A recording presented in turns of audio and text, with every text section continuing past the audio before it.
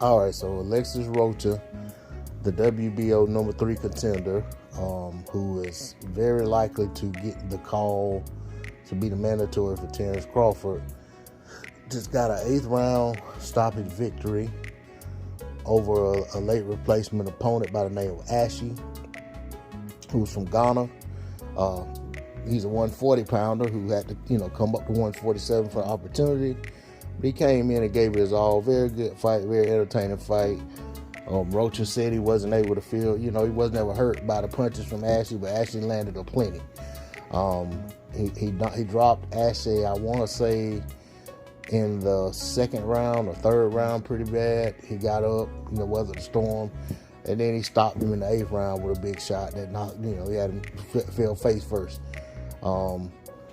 There was a accidental headbutt that caused a cut over Rocha's left eyebrow. So he had to contend with that for the last round of the fight, but he was able to get the victory.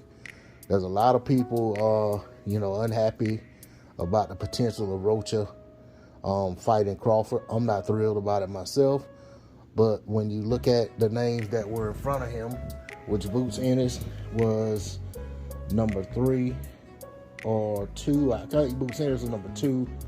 Thurman was number 3. And then Virgil Ortiz was number 1. Well, Virgil Ortiz is fighting Stanionis for the WBA regular title, so he's not going to be available. And if he wins that fight, he's going to be removed from the rankings anyway because he'll be the WBA regular champion. Or if he loses the fight, he's going to drop in the rankings. So either way, Virgil's pretty much taking himself out of the equation by agreeing to the Stanionis fight. We saw Boots Ortiz. He was number 2. He's no longer in the rankings because he became the IBF interim champion.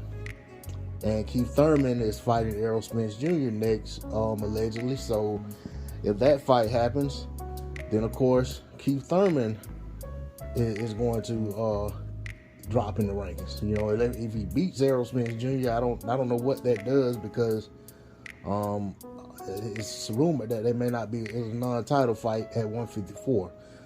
So I don't know about that. That's the only thing about it. But with Thurman going after the WBC championship, that kind of takes him out of contention as well. Plus the fight's probably going to happen around the same time as Crawford's next fight.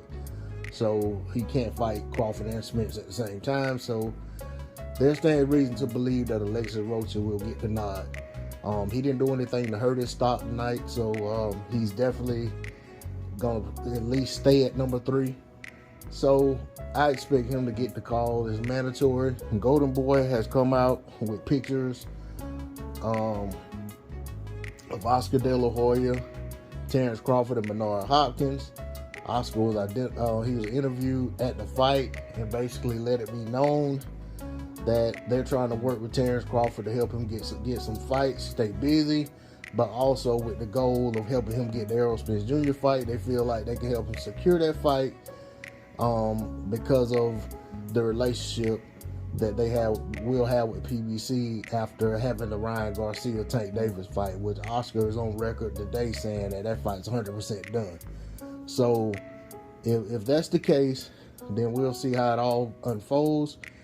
But I definitely feel like it's going to be Rocha versus Crawford for the WBO mandatory, which is something that, I've kind of known for about a month. For about a month now. It really hadn't been hard to tell, when he was the number 4 guy and everybody else was doing something different ahead of him. So kind of was his spot to lose.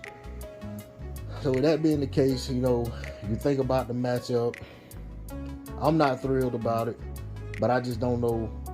I just don't see anything else there. I mean, it looks like that's going to be the fight. As long as Rocha doesn't have an issue with making the fight, as long as Golden Boy doesn't have an issue with making the fight, that looks like that's going to be the fight. But congrats to Rocha on a spectacular knockout. He went out there and got the job done as expected. Fight went a little longer than I thought it would, and it was a little more two-way traffic than I expected. But ultimately, he was winning pretty much every round. Even though there was a lot of action in every round, and he was just the bigger man and the bigger puncher, and he got his man out of there like he was supposed to. So, you know, like I said, much respect to him on that. Much respect to him for saying he wants the Crawford fight and acting as if he'll take the fight, and I believe he will. You know, he seems like the type of fighter that'll take every opportunity that comes before him, because this fight that he had tonight, even though this wasn't the original opponent, this was him coming in to save the card, because this was Rocha himself coming in to save the card, because this was supposed to be Ryan Garcia's card. You know, but Ryan Garcia decided he didn't want to fight. He didn't want a tune-up fight before the Tank Davis fight. So now Rocha had to come in, and he was supposed to be fighting Young, but that fight fell apart. And then he said a few other opponents, they couldn't get worked out, and then they kept going down the pecking order, and then they actually ended up getting a nod, so getting the fight. So that's how it all played out. But we'll see what happens with Crawford in this Golden Boy situation. We'll see what happens with Crawford and Rocha. We'll see, you know, if the fight that most of us expect to be next is going to be next. Like I said, I'm not thrilled about it, but, you know, without the big unification bout versus Spence, Crawford's going to have to fight his mandatory, just like Spence is going to have to fight his. So, you know, we'll just see how it plays out. I expect to hear more things come out in the coming days and weeks on this Golden Boy situation. That's all I got on D-Lo 404 Boxing. Like, share, comment, subscribe. I'm out. Peace.